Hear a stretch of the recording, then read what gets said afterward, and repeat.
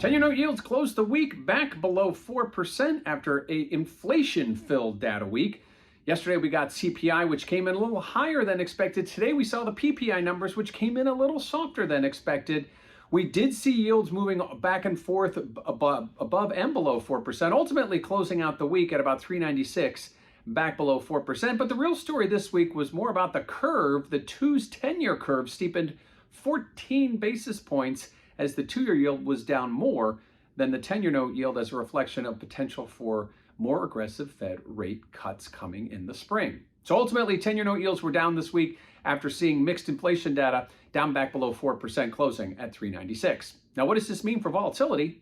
Well, check out that CVOL index, and you'll see that volatility has been continuing to move lower. Now, yields have been moving higher and lower, and amidst that, we have seen volatility moving lower nonetheless, nearing those year-to-date lows from 2023, lows that we saw in February, June, and September. So any big move now in lower in volatility from this point further will then be testing the lows we have not seen since the early part of 2022. But again, volatility lower as yields were lower today.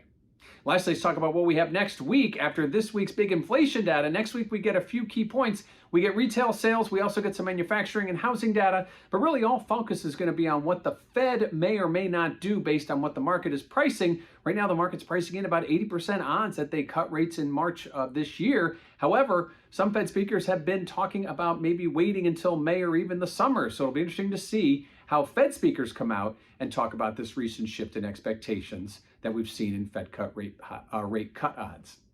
So ending the week, we see 10-year note yields back below 4%, just barely at 396, ahead of next week's retail sales, housing, manufacturing, and a whole lot of Fed speakers.